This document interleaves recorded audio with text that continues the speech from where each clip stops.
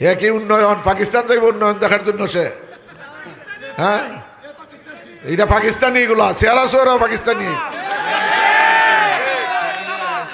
উন্নয়ন, বাংলাদেশের উন্নয়ন দেখে না।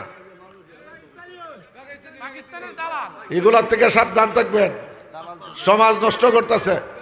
আমাকে জাহাজ করা হয়েছে, আমার দোষ ছিল, আমি তো শুধু আপনাদের ভোটের ব্যবস্থা করছিলাম, আমি তো তার সাথে কোনো ঝামেলা করি নাই। তারপর আমার বলা হয়েছে আমি যাবো, আমার সাথে যারা থাকে এরা নাকি বেতন না। যে নিজেকে শিক্ষিত মনে করে সে শিক্ষিত লোক না, যে নিজেকে মনে করে আমি জানি না অন্য লোক আমার চেয়ে বেশি জানে, সেই প্রকৃত শিক্ষিত। আমি নিজে গিয়ে হামসাইমেরা কোন হয়, বাপদাদার নাম নাই, সানমিয়ার বিয়াই শিক্ষিত হয়েছে। এই ধরনের শিক্ষিত বাংলাদেশে অভাব নাই।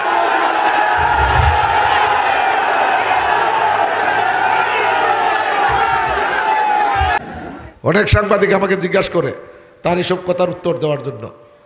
আমি বলছি এর কথার উত্তর দেওয়ার মতো রুচি, জ্ঞান এগুলো আমার নাই। আমরা ছোটবেলায় পড়ছি পাগলে কি না কয় আর ছাগলে কি না খায়, এই অবস্থা চলছে।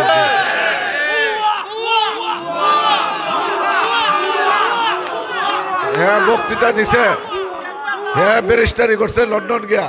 একদিন দেখি বক্তৃতা শুনতেছি, তোর মতো কত ব্যারিস্টার রাস্তাঘাটে মানুষের পাড়ার মধ্যে পড়ে গিয়ে দেখ। আজকে 8 জন আসছিল এখানে, বিলাতে লেখাপড়া করে মানুষ সভ্যতা শিখে, খাওয়াইতে হয় কিভাবে, খাবার দাবারও শেখায় এখানে, রাজ ফ্যামিলির সাথে ডিনার করতে হয়, কোন পোশাক কোথায় গিয়ে পড়তে হয় এটাও শিক্ষা দেওয়া হয়।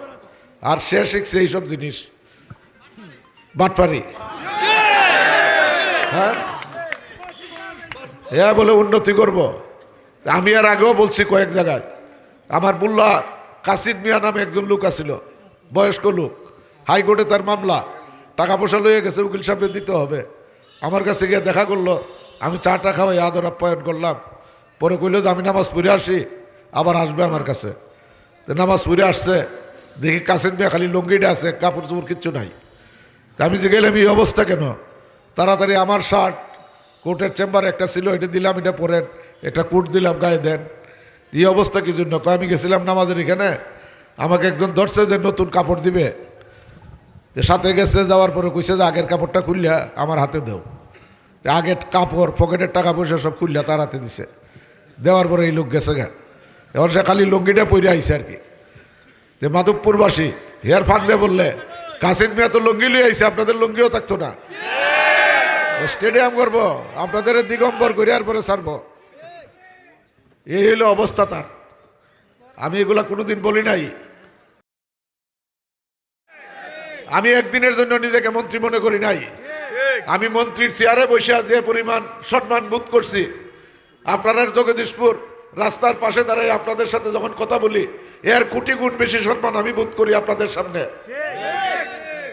আমি 5 বছর মন্ত্রিত্ব করছি, 5 বছর এমপি হিসাবে কাজ করছি। 5 টাকার কোনো বেনিফিট আমি এগুলার থেকে নেই নাই, 5 টাকারও না, কেউ বলতে পারবেন না।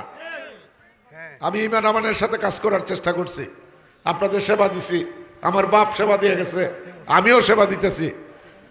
আপনারা যে ভালোবাসা দিচ্ছেন, এই ভালোবাসার ঋণ আমি কোনোদিন শোধ করতে পারবো না।